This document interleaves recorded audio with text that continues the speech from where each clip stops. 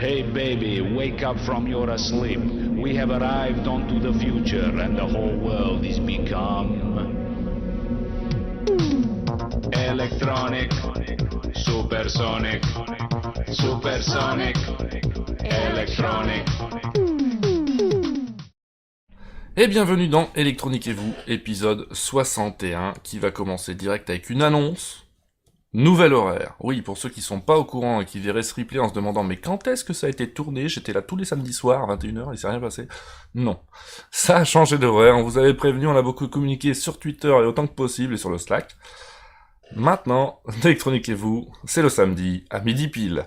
Vous allez me dire pourquoi, pour plein de raisons, et la première en tête, c'est la connexion internet qui nous a déjà fait louper une émission il n'y a pas très longtemps, qui est de plus en plus exécrable le soir. D'ailleurs, ça va concerner aussi mes streams de jeux, pour ceux qui les regardent.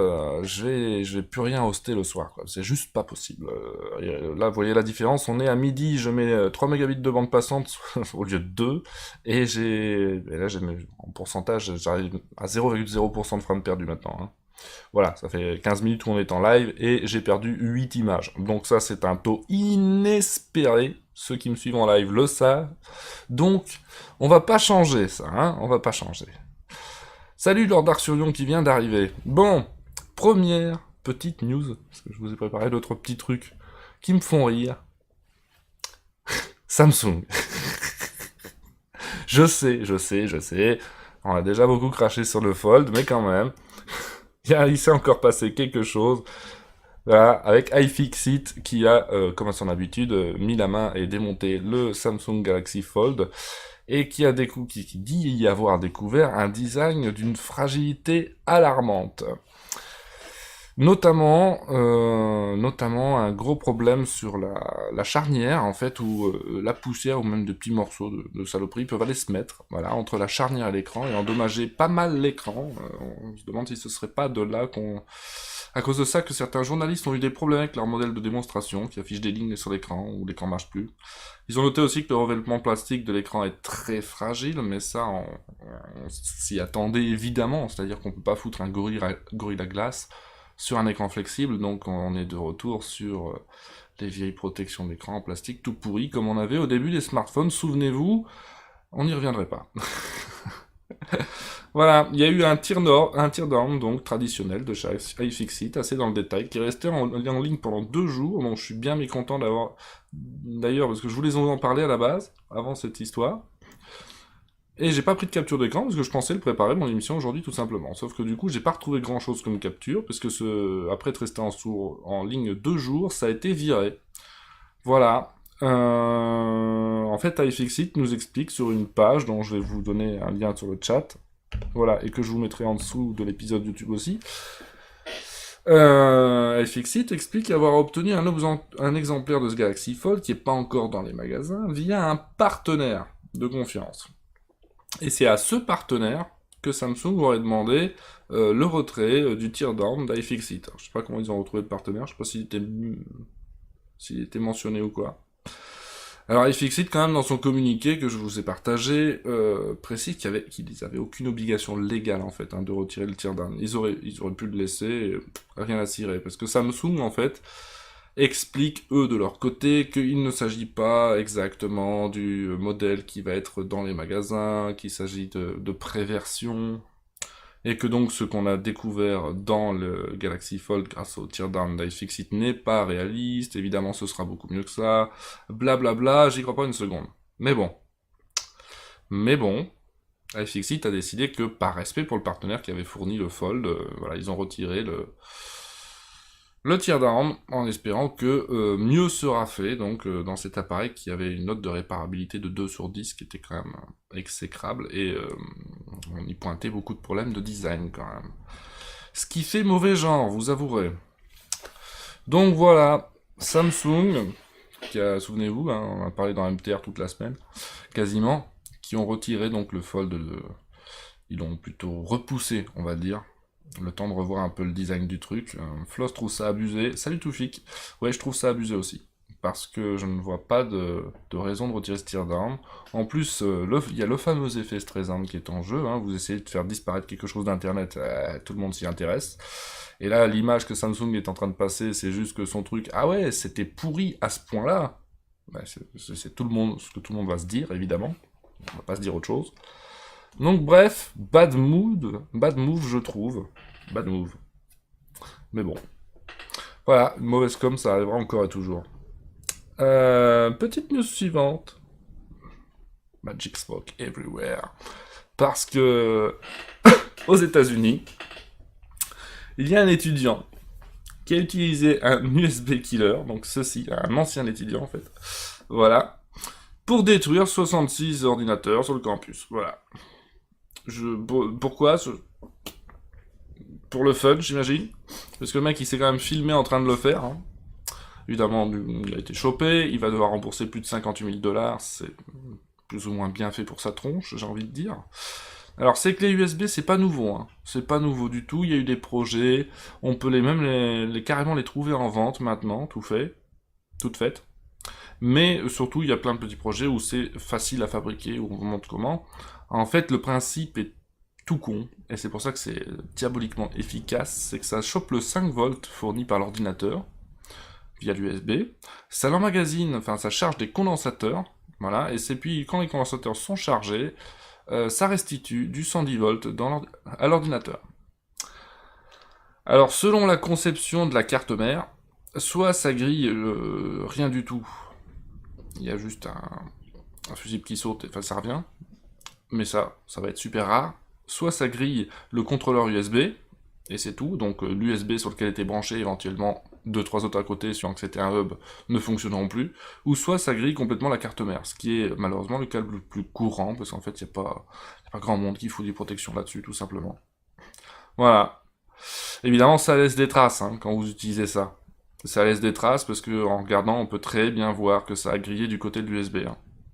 Et deuxième chose aussi, n'espérez pas utiliser ça comme une procédure d'urgence si les Men in Black débarquent chez vous, pour protéger vos données. Ça a peu de chances de faire quoi que ce soit à votre stockage de données, donc on récupérera quand même toutes les informations. Hein. Ça détruit du matériel pour aucun bénéfice. Hein.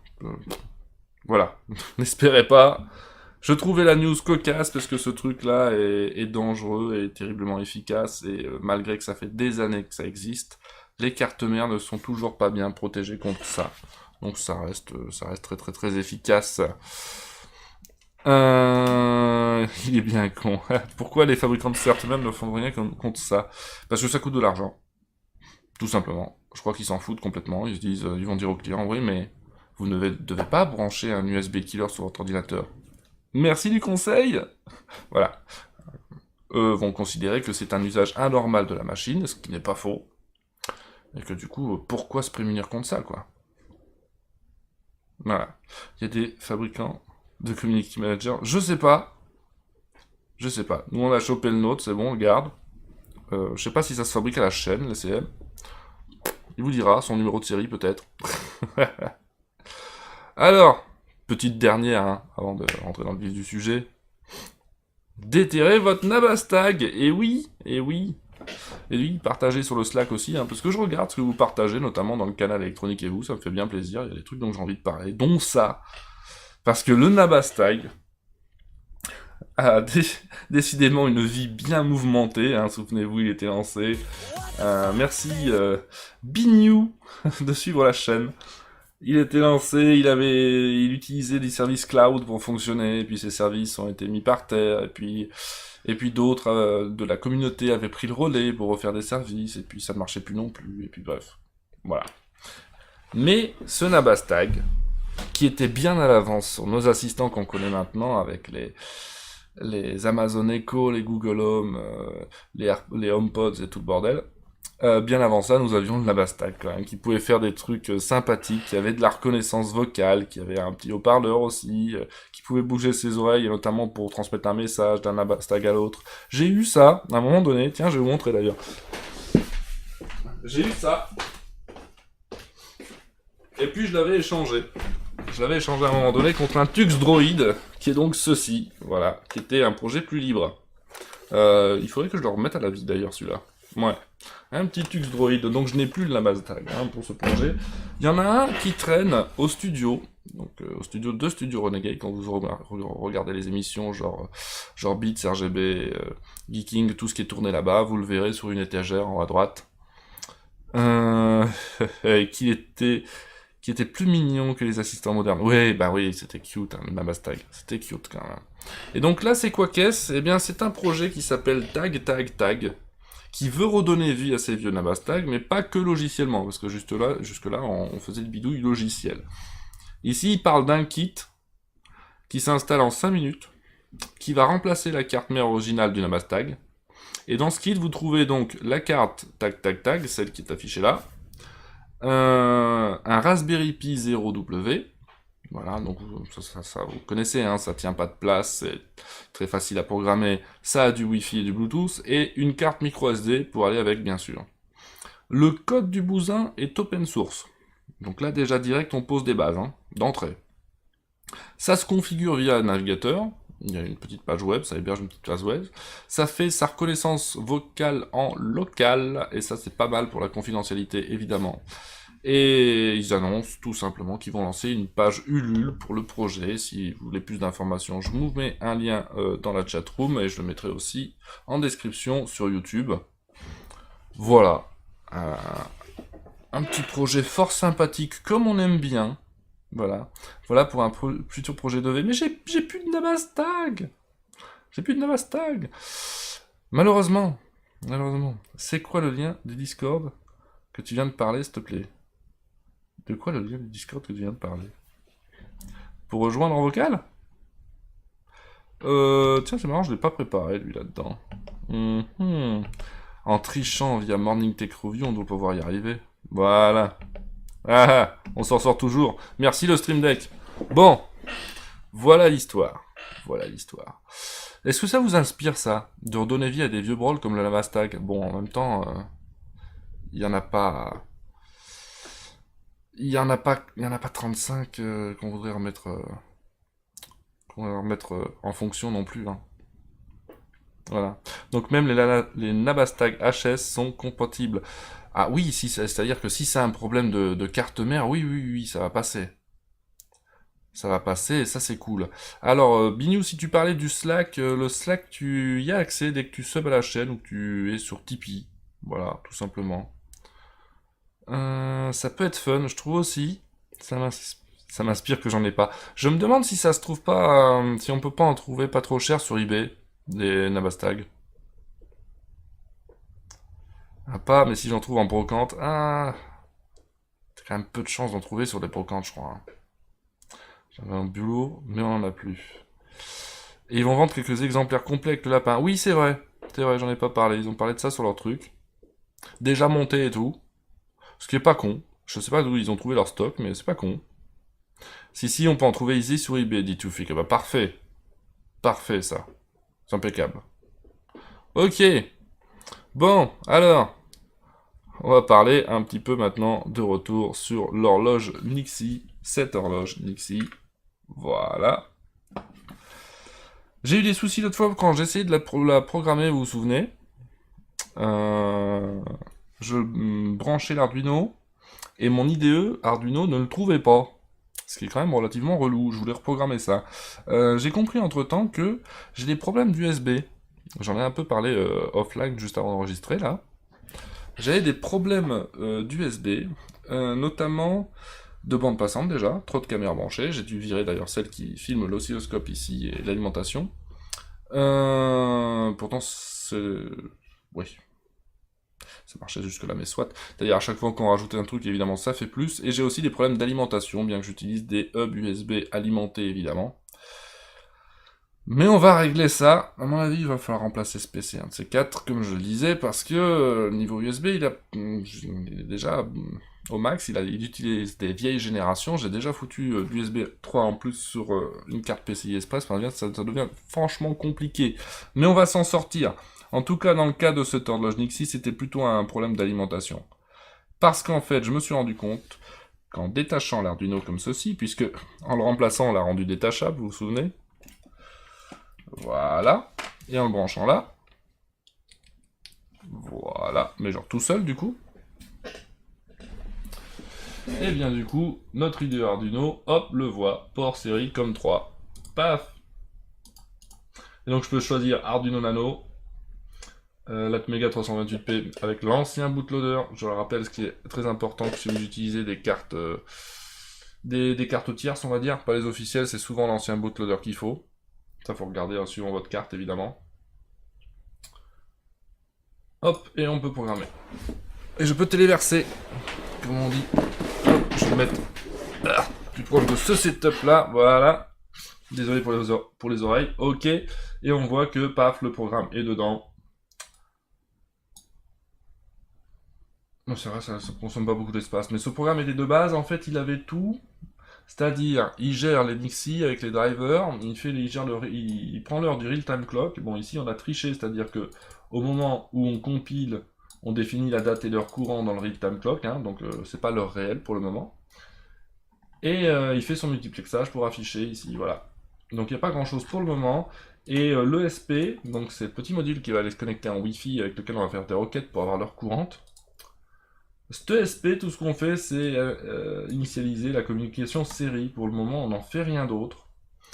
D'ailleurs, ça va être un peu un problème parce que je peux pas utiliser donc cet Arduino là-dessus en même temps. Donc je peux pas avoir l'ESP branché dessus. Donc je peux pas avoir le retour du terminal série. Donc il va falloir un peu faire à l'aveuglette. Mais en attendant, c'est ça qui va se passer. Hop. Là, je peux le débrancher, il est programmé, je peux le remettre dedans. Et je peux alimenter l'ensemble en 5 volts via ces fils-là. Évidemment, on peut pas faire ça en même temps que l'USB, on va pas tout cramer, merci. On l'a déjà fait. Et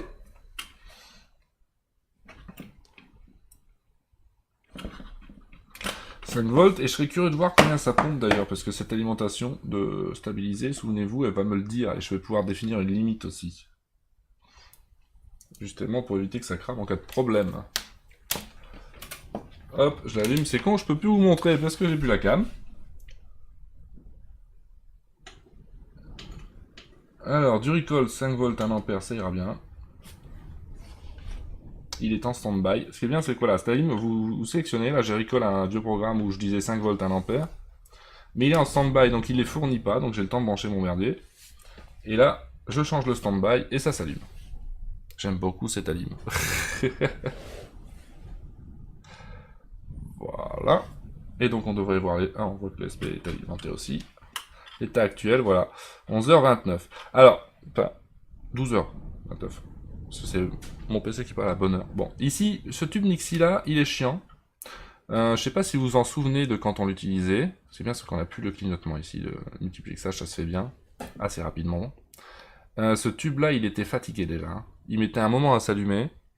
Là, peut-être qu'il va finir par s'allumer, on ne sait pas. C'est fort possible.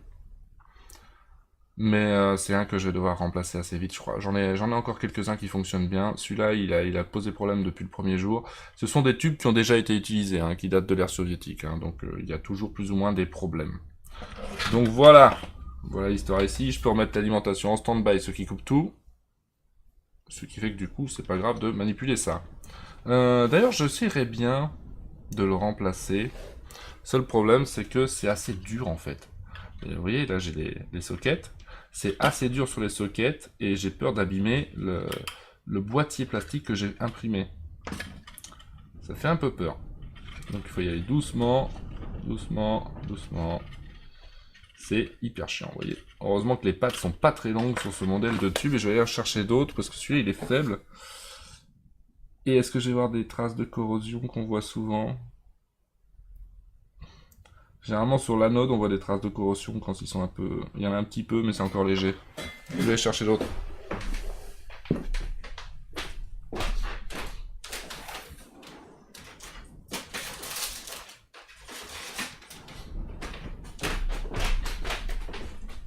Donc ceci est la boîte à Nixie. Voilà. Il y en a certains qui sont déjà marqués morts. Voilà, parce que je les ai testés évidemment. Mais les morts peuvent servir de déco. Quand on fait par exemple un truc steampunk, et qu'on fait un long afficheur, et qu'on se sert jamais des premiers caractères, on fout des Nixie morts évidemment. Voilà. C'est bien de voir relever avec plus de 10 images par seconde, n'est-ce pas, Nico? Je suis toujours à 8 images perdues en 34 minutes, c'est incroyable, c'est juste incroyable. Celui-ci n'est pas marqué mort. On va laisser. Essayer. Hop, hop, hop, hop, hop.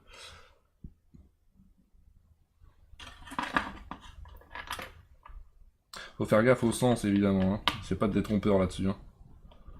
Voilà, c'est le bon sens. Bon, à mettre, c'est plus facile qu'à enlever, évidemment, j'ai envie de dire. On va foutre ça là. Rien ne touche rien, tout va bien. Hop. On remet on vire le mode stand-by. Voilà. Et là, ça s'affiche directement, moi. 12h29. Parce qu'évidemment, à chaque fois que dans l'état où c'est, à chaque fois que l'Arduino se rallume, il part de la date et l'heure, il définit la date et l'heure, de quand on a compilé le programme. Voilà.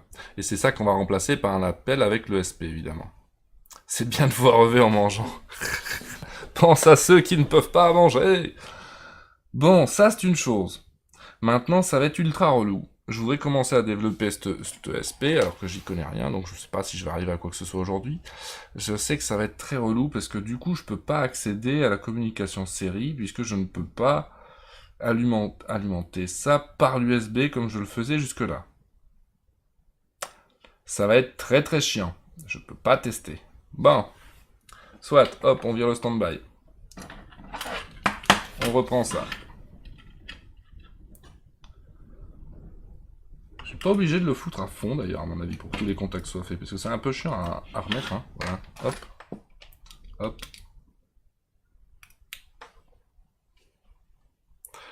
T'as pas un programmateur ESP32 je crois que j'en ai un. Il me semble que j'en ai un. Que j'ai jamais essayé, pour être honnête. Donc je sais pas bien comment il fonctionne. Je sais qu'il y a moyen d'utiliser avec ça aussi. Je sais pas bien comment il fonctionne. Hop, nous voici au bureau. Là, on va pouvoir faire des modifs. Hop, dans l'outil, je vois Portcom 3, on est bon, on est de nouveau bon. Donc. Est-ce que j'avais gardé des liens de la dernière fois? J'avais peut-être gardé quelque chose. Là, je vois Arduino Time 5. Ah oui, ça c'est un lien, je pense que... Je pense que c'est Julien TH34 qui m'avait filé celui-là, je suis pas sûr. Parce que j'avais trouvé quelques-uns, mais celui-là c'était précisément pour utiliser l'ESP8266 pour prendre l'heure via un serveur NTP. Donc un serveur de temps, au lieu de faire une page sur mon site web, par exemple, qui répond l'heure courante, tout simplement. C'est setup de ouf. Merci setup. C'est le nouveau setup, ça, évidemment. Le seul truc con, tu vois, c'est que j'ai deux caméras suivant le bureau ou l'atelier, et que je dois quand même bouger ma chaise.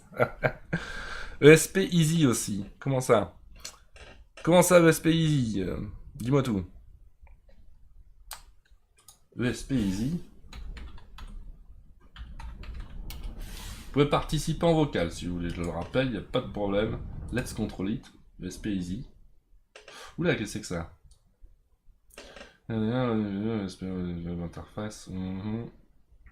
Ah oui, attends, j'utilisais quoi? J'utilisais une librairie particulière, j'utilisais Adafruit ESP8266.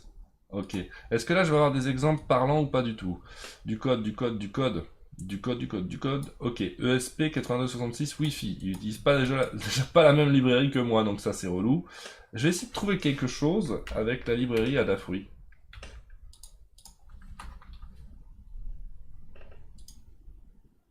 Exemple code pour cette librairie-là, sur GitHub. Ah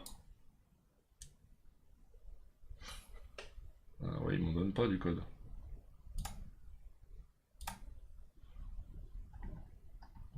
Voilà, c'était pour faire un client web. C'est bien ça. Donc software serial, je me demande si c'est pas ce que j'ai déjà fait dans mon code. Ah, je suis pas censé déplacer ça. Si je fais un MTR, je devrais tout régler. Ah, quelle horreur. Bon. Alors, on va voir. Serial bedding, Donc, software serial, c'est ça. Pour l'ESP, broche 6 et 7. Donc ça, c'était déjà vu. L'ESP serial, begging à 9600 baud. Ok. Jusque là, on est bon. C'était les broches TX et RX. Ok. Must declare output stream before Adafruit ESP constructeur. Can be a software serial stream. C'est rien déjà. Voilà.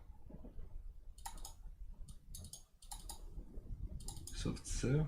Elle vient d'où cette variable? Et serial et ESP resté. D'où ça vient ça? Must declare output stream. Ah, ça va être ça, c'est pour ça qu'il y a les deux. Il y a les. Et américains. Ah, must call begin of the stream before using add a free machin object. Ok. Mais là, il le fait depuis le début. En fait, c'est marrant parce qu'il fait ça en dehors du setup. C'est ça qui m'étonne. Moi, ça, l'initialisation de l'ESP, je l'ai foutu dans le setup, vous voyez. Ça me semble plus propre, non? On va essayer ça. Déjà, hop, ça.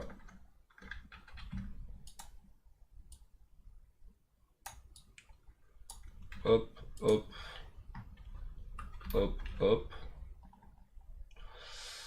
Non, l'initialisation, c'est bien. ESP, RST, ça, je sais pas d'où ça vient. Définir ESP, RST 4. Tiens, là. Ah, c'est... Oui. C'est une broche que j'ai pas utilisée, ça. Il y a une broche reset, je pense, sur l'ESP, ouais. ESP-SI, c'est pour la domotique. Sur fond, comme ça, on dirait Steve Jobs. Ceci est une révolution. Je mange, on ne peut pas venir en local. Oui, non, il n'y a pas de souci.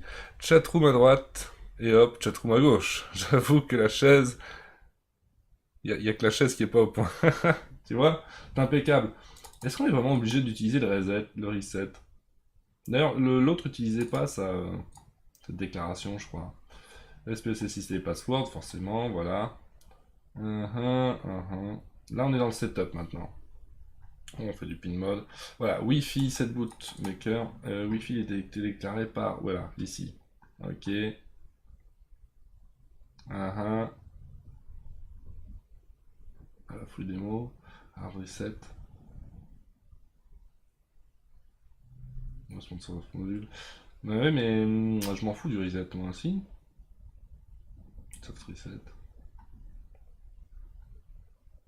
Je m'en fous un peu. Du coup, est-ce que je dois vraiment déclarer ça? Je suis obligé de déclarer ça?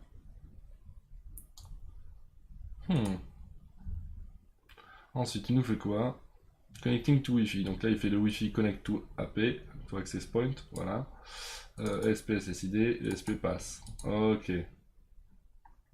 Peut-être qu'on fasse ça aussi. Oui, mais alors. Faudra prévoir quelque chose si jamais ça ne passe pas, peut-être. Ou alors peut-être pas, et du coup ça restera une vieilleur. C'est peut-être mieux. Bah oui, les gens déjeunent à cette heure-ci. Pour le programmer, tu dois le démarrer dans un mode spécial avec la broche reset, si je me souviens bien. Pour le programmer, si je veux faire juste une connexion via Wi-Fi et suivi d'une requête, est-ce que j'en ai vraiment besoin? J'ai l'impression que oui. Local port, ici. Lui, il faisait quoi? Il utilise une autre lib, mais ça doit être un peu le même principe. Wi-Fi begin SSID pass. D'ailleurs, c'est pas le même, ça? Connecte AP. Non, on voit vraiment qu'il n'utilise pas la même librairie, lui. D'ailleurs, lui, il fait pas de reset avec sa lib. Il fait pas de reset.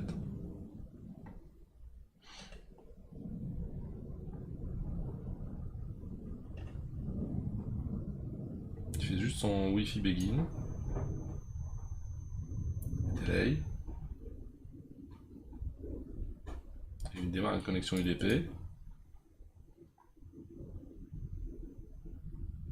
Ah, il fait de la résolution, tiens. Host by name, c'est rigolo ça. Il fait de la résolution d'adresse via l'ESP.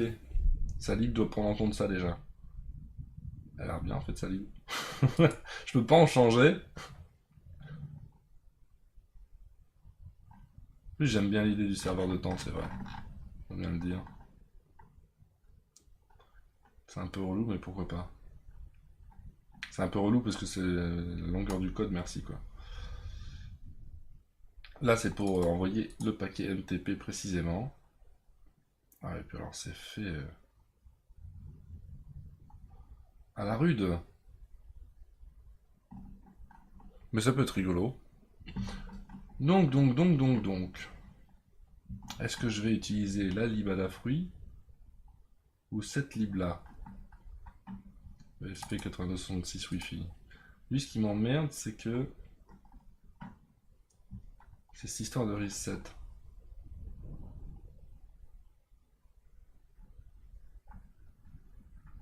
Ici c'est bien, j'ai le connect TCP qui m'intéresse en fait, où on met l'host, le port, et on reçoit une page web. Ici c'est pas pour faire avec serveur TP quoi, c'est pour recevoir une page web où tu écrit l'heure, qui va être facile à parser évidemment.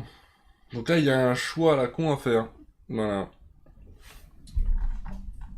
Pour l'instant ce qu'ils vont mettre c'est le reset. Le reset que j'ai pas câblé, qu'on pourrait mettre sur... c'est le pin-out de ça.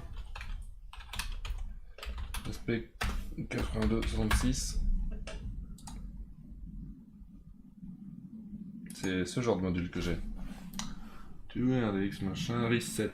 Ok. Le reset que j'ai dû mettre sur rien, normalement, actuellement. Celui-là il reset. C'est ça, le reset est sur rien actuellement. Et je pourrais le foutre, éventuellement, sur une broche utilisée, je dois encore en avoir. Oh oui. Parce que j'utilise quoi, 5 et 6, c'est ça? Je pourrais utiliser une d'à côté. Je vais essayer ça. Je vais quand même allumer le fer à souder. Je vais aller mettre un reset. Vite fait, bien fait, hein. Ça va pas me coûter grand chose. Ça, je peux le débrancher pour avoir la référence. Je vais aller mouiller l'éponge.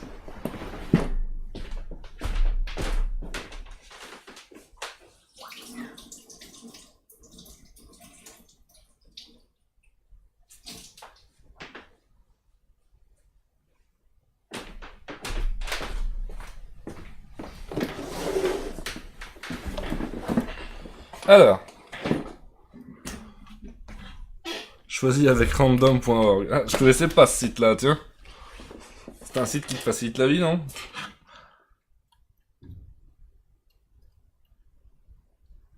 Donc c'est ça, j'utilise A4, A5. Et bien A6 pour être le reset. Voilà. Il y a plein de broches disponibles encore, c'est ça qui est bien. J'ai le pin-out qui est là sur le côté, ok, je vais le retrouver. Je peux utiliser un petit fil noir pour faire ça. Voire blanc. Parce que pourquoi pas? Parce que pourquoi pas?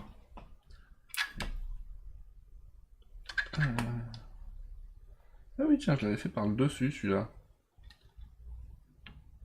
Ah oui, non, j'ai pas utilisé ces broches-là, j'ai utilisé les deux broches qui sont ici. Oui, je confonds le SP et le Real Time Clock, en fait.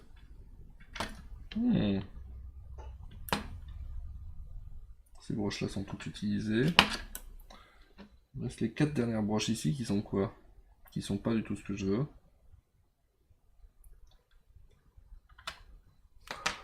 Je me suis imprimé ça d'ailleurs depuis l'autre fois où je vous disais c'est chiant de ne pas avoir la feuille de référence. Mais là, ça c'est celle le pin-out des Arduino Nano. Avec les... Ce qui est intéressant, c'est les différentes fonctions. Oui, c'est pour ça qu'il y a plusieurs colonnes. Différentes fonctions qu'on peut avoir, et informations sur les broches. Par exemple, on voit celles qui sont PWM et celles qui ne le sont pas. Le bot a supprimé le message de Toufik. Tous mes choix de vie passent par random.org. Qu'est-ce qu'il y a? Ah oui, c'est parce que Toufik n'est pas un VIP actuellement. T'as pas le droit de poster des liens. Désolé. Tu te fais strike par le bot facho. Ce sont des choses qui arrivent. C'est ça de ne pas être VIP. Oui, bah oui. La vie est dure. La vie est dure. Je peux utiliser la broche 12, hein, elle n'est pas utilisée.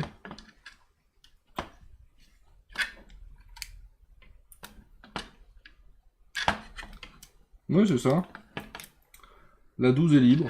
Bah ça va être ça, le reset. Parce que why not? Du coup, je vais utiliser du noir parce que tout le reste est en noir, non?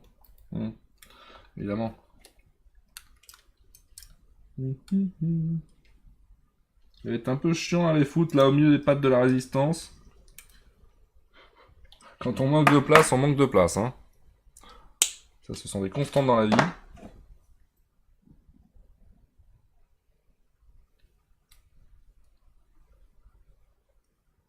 Et là, je suis en train d'oublier quelque chose depuis tout à l'heure. Il n'y a personne qui me le dit.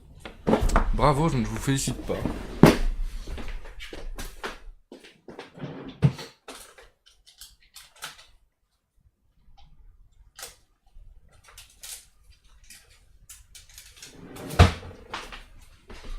il y a personne qui me dit marque le tube Nixie qui est mort. Ah là là, je peux pas compter sur les viewers. Ça nous évite des tests chiants, parce que c'est chiant à tester, les tubes Nixie. À cause du fait qu'on doit rehausser la tension de pas mal. Voilà, celui-là il est mort. Hop. Tchou-tchou-tchoum. Donc, la broche 12, disons-nous. Mais alors, ce qui va être plus chiant, c'est de choper plutôt le reset. C'est ça qui va être vraiment relou. RXLR. Je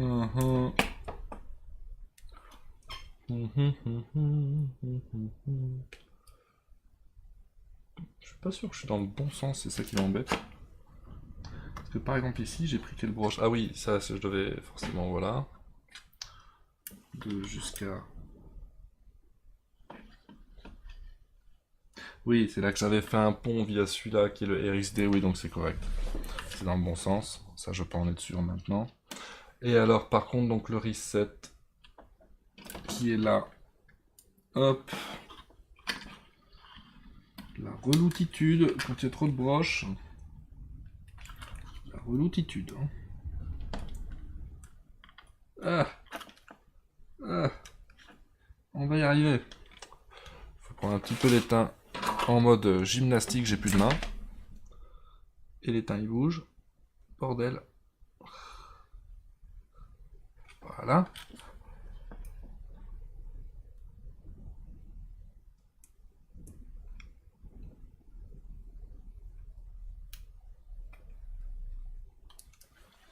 Plus d'étain s'il vous plaît. Vous voyez bien que ça ne va pas.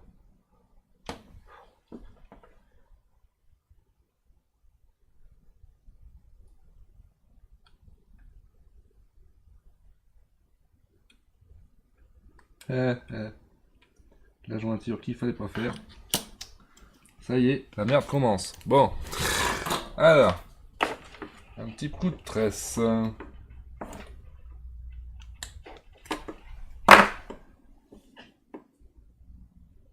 Salut Chantal.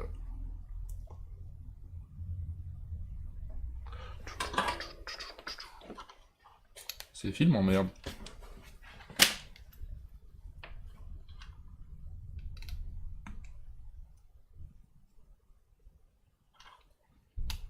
Voilà. Alors, maintenant qu'on a un petit peu les mains libres parce que ça ne bouge plus, je peux déjà refaire la connexion du bas. Il va falloir que je vérifie, d'ailleurs. Et donc souder cette broche pour le reset, dont on a besoin, finalement. Voilà, pour le reset.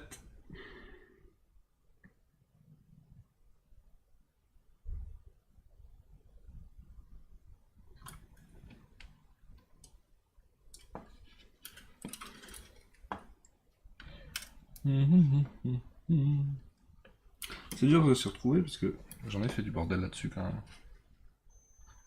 coup, c'est pas évident, hein, je vous promets. Genre là, il est censé avoir une patte. Oui, il y a une patte.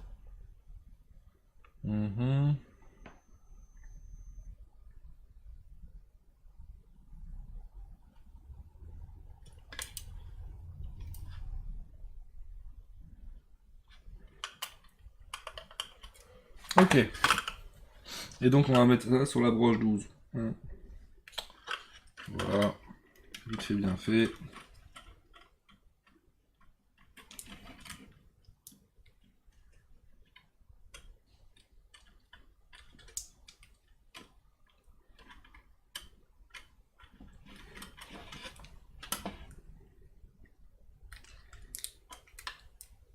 Voilà. Hop.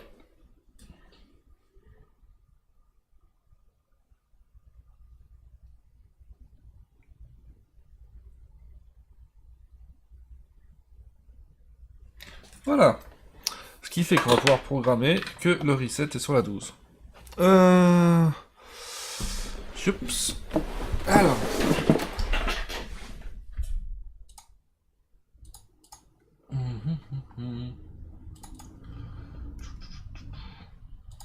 Donc c'est ici SP Reset. Je peux mettre broche. Ah, 1400, quelque chose. Non, non, non, non, broche 12, on a dit. On se calme. Ok, ça c'est une chose. On va enregistrer ce changement, parce qu'on va pas s'en souvenir. Donc j'ai 7.6 pour le TXRX. Et la broche 12.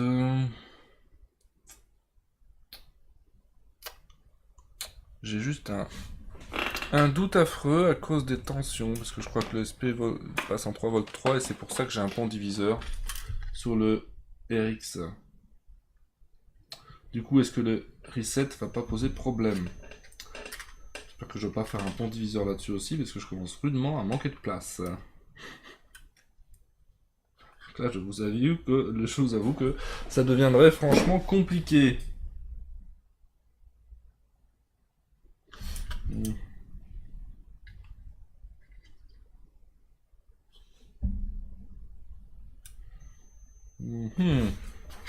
Je vais trouver un exemple de schéma d'ailleurs, ça serait sympa.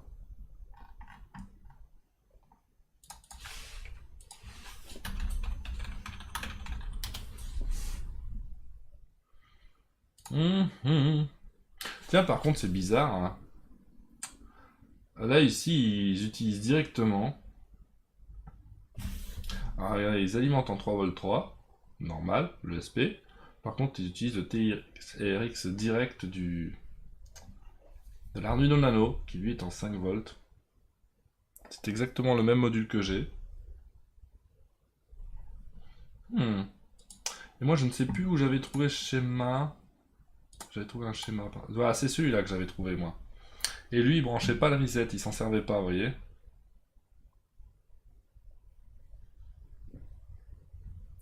Il branchait le TX directement, évidemment. Et pour le RX, il avait fait un pont diviseur. Mais je vois que d'autres ne le font pas, en fait. Du coup, tu passes la goupille ce midi, ou il y aura plus tard ou demain? Non, non, je fais comme d'habitude. Dans pas très longtemps d'ailleurs, je mets fin à l'épisode enregistré. Désolé les gens de YouTube. Hein. Je mets la compilation et je passe en after, comme d'hab. Non, non, il n'y a pas de changement là-dessus. Je trouve ça quand même particulier. C'est vrai qu'à l'époque, j'avais vu ça aussi. J'ai enregistré ce machin-là. Parce que tout le monde ne le fait pas, en fait. Tout le monde ne fait pas ce pont diviseur. T'en as qui utilisent directement sur l'Arduino, comme ici. J'avais déjà vu ça, là, faut passer ici. Bon, là, il y a le pont diviseur, et pour le reset, ils ont toujours rien fait. Donc, c'est ça qui m'intéressait à voir, évidemment. Ici, qu'est-ce qu'ils ont foutu? Mais ils utilisent pareil, directement TXRX sans se faire chier. Tiens, c'est marrant ça quand même.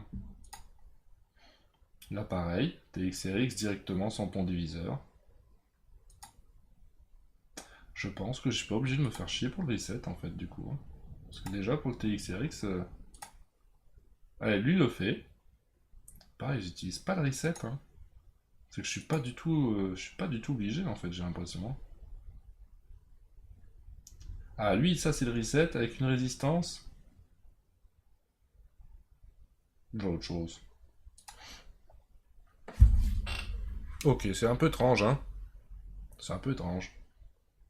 Lui, il n'utilise pas le reset. Lui non plus. C'est qu'il y a quand même moyen de faire ça. Hein. Parce que moi, j'aime pas. Si je pouvais m'en passer.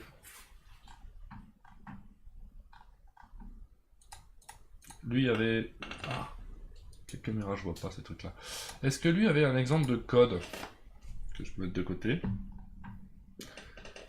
C'est lui qui montait son pont, voilà. Oui, debugging and setup Wi-Fi. Voilà. Et lui, il utilisait quoi, le software serial? Tiens, il n'utilise pas l'autre... Non, lui, c'est juste pour aller communiquer avec le SP. Donc, il n'utilisait pas de lib pour le faire après. C'était juste pour communiquer. Et donc, lui, tapait les commandes directement dans le terminal série, en fait. Pour programmer à la main. Du coup, ça m'intéresse pas des masses.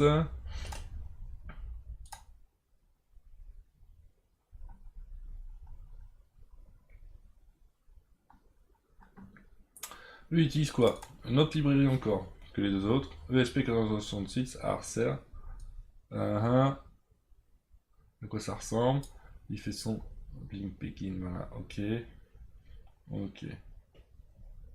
Donc ça, c'est le genre de libre qui va pas nous qui va pas nous être fort utile.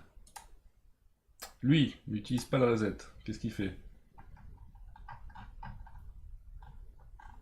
Ok, c'est juste une question sur le... Voilà. Toi, tu n'utilises pas le reset non plus. Ça, c'est un post sur Arduino, c'est pas du code. Donc là, pareil, ils font que de la communication série, en fait. Hein, parce que le SP, on peut utiliser l'Arduino pour communiquer à travers lui, en fait. Hein. On peut se contenter de ça si on veut. Mais moi, je veux utiliser avec mon programme, évidemment. Notre gain 3 volts aussi,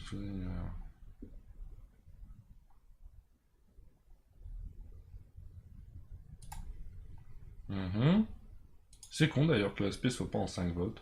Comment ça faciliterait la tâche quand même. Si je me trompe pas, tu dois utiliser le reset quand tu veux programmer le SP sans utiliser d'Arduino Nano dans ton système. Ah, c'est bien possible.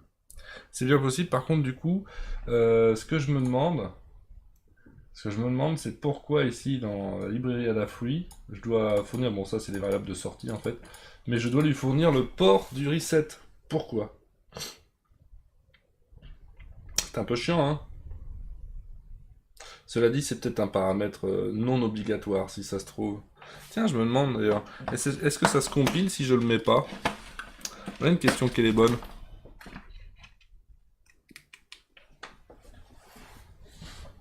Genre, je mets pas le 12 là.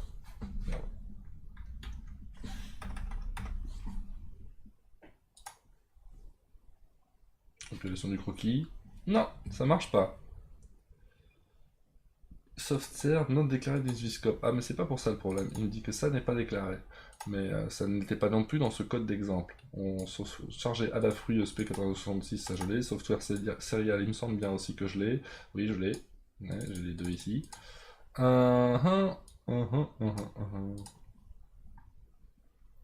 Et voilà, c'est Software Serial, il les déclare nulle part. Hein. Ah si, ça Software Serial. Ah T'en voir, mais moi je l'ai appris autrement, je crois. Software Serial, c'est ESP Serial. Ouais. Oh bah je le redonne Software. Par contre, il fait pas son Serial Begin, lui. Ah ouais, non. Tiens, tu fais pas de Serial Begin. Ah, il le fait plus tard. Il le fait plus tard. Très bien. Et ça compile. Bah, vous voyez, ça compile sans mettre la broche reset, en fait. Voilà. La lib d'Adafruit doit se servir de son code pour programmer le SP. Puis après, le SP est autonome. Compliquer tout ça juste pour avoir l'heure. Oui, c'est un prétexte. Hein. On va pas se mentir, c'est un prétexte. Cette horloge pourrait être finie, j'aurais pu mettre 3 boutons pour régler l'heure. C'est un prétexte, puisque moi je veux utiliser le SP8266, je veux essayer ça. C'est aussi simple que ça. Mais tu vois, la lib d'Adafruit, si je lui fournis pas la broche du reset, elle est d'accord. Du coup, on va essayer comme ça pour le moment. Et virer ici le lien avec la broche 12. Voilà, comme ça je ne risque rien. Je le coupe. Et je sais que c'est le reset et que normalement je dois pouvoir m'en passer. Ok, donc ça c'est une chose. Son software begin il le faisait plus tard. C'est marrant que là il me gueule pas qu'il manque Serial par contre, c'est ça qui est rigolo. Ah, parce qu'elle vient de la librairie peut-être. Ok. Bon, ils essaient define pour l'utilisateur mot de passe, qui est une bonne chose, mais je peux les faire au-dessus.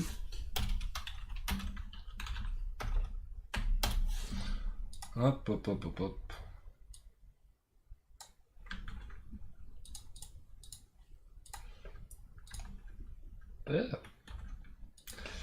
Et pour les besoins du test, j'ai créé un Wi-Fi, évidemment qui n'est pas le mien, qui est juste fait pour le stream.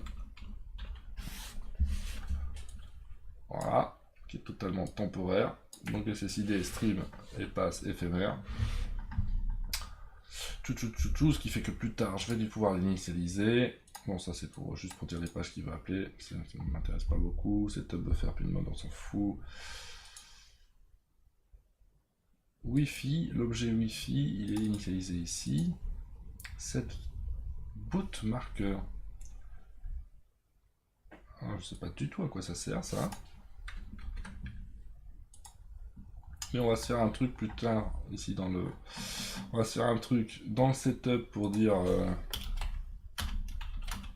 initialize Wi-Fi.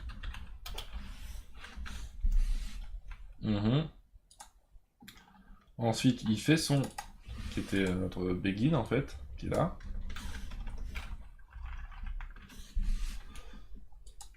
Pour l'instant, on n'a toujours pas donné notre login et pass Wi-Fi. Hein. Bon, les println, je m'en fous, les hard reset, je ne vais pas le faire, du coup, soft reset non plus.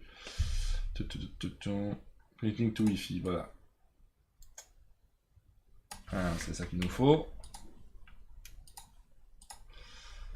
Donc Wi-Fi connect to access point FESP, CCD, pass.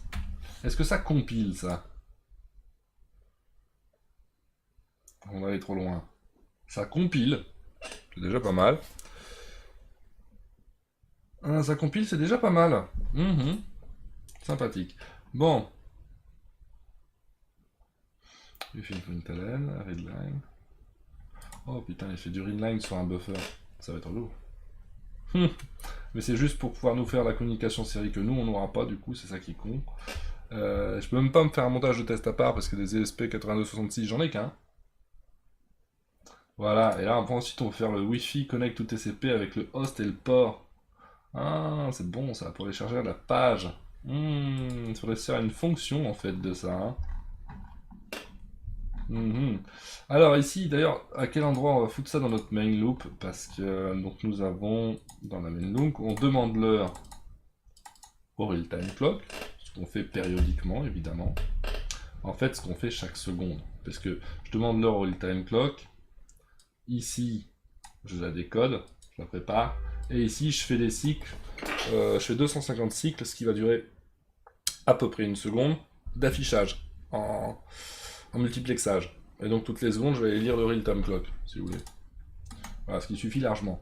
Et ce que je veux faire, c'est que périodiquement, je sais pas, toutes les heures ou quoi, on va aller interroger l'heure sur le net pour se synchroniser, par exemple. Mais pour le moment, c'est pas encore ce qu'on veut faire. Pour le moment, je me contenterai très bien de voilà, ce setup de l'heure, de la date et la date courante sur le time clock. Je voudrais le faire après. Voilà, ici. Tout simplement pour pouvoir récupérer l'heure sur Internet avec le SP et définir faire le set date time avec ce qui vient de l'ESP à la base, depuis le net. C'est ça que je veux faire, une fois au lancement donc. Du coup, au lancement, il va se passer du temps avant que l'horloge s'allume, puisqu'il va d'abord devoir se connecter au Wi-Fi, faire sa requête, etc. Bon, il va falloir aussi trouver le format pour ça, comment... C'est manipuler les chaînes de caractères, je me fais bien chier avec ça sur Arduino. Je dois l'avouer, vous l'avez vu la fois passée, dans un EV-off, quand il a fallu programmer ça, la préparation des variables, ce truc-là, ça avait été bien relou. Mais alors, pour avoir la référence, je sais qu'on fait le TCP Connect comme ça.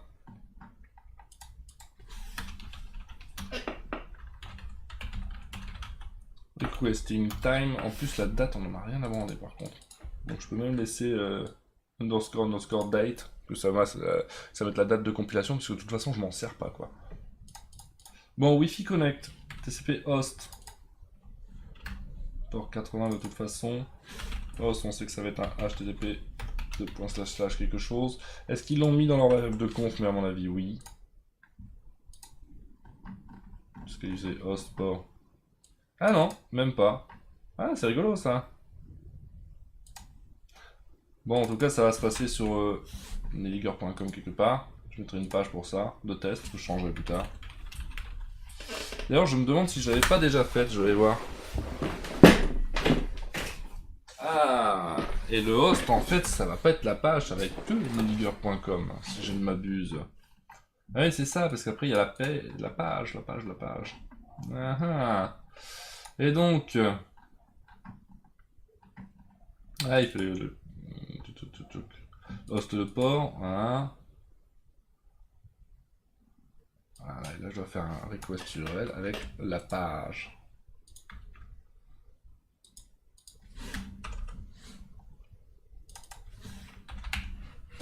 Et je vais regarder parce que je pense que je l'avais préparé.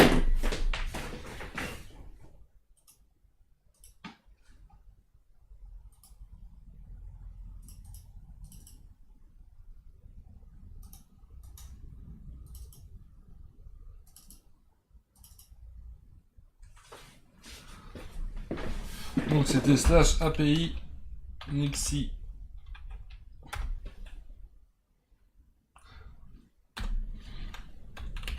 Time.php.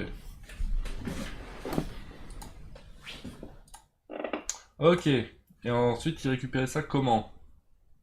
Searching for string, Wi-Fi fine working, true.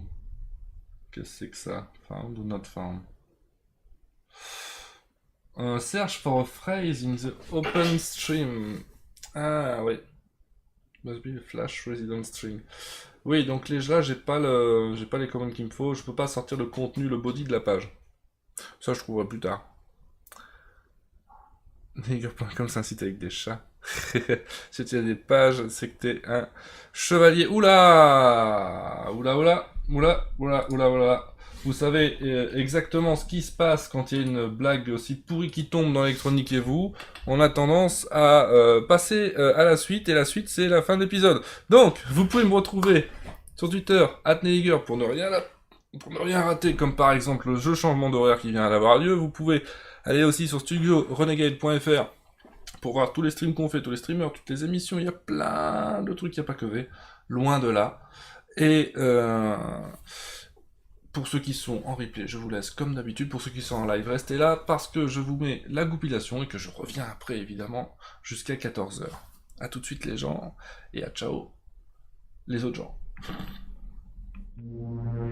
Hey baby, wake up from your sleep. We have arrived onto the future and the whole world is become electronic, supersonic, supersonic, electronic.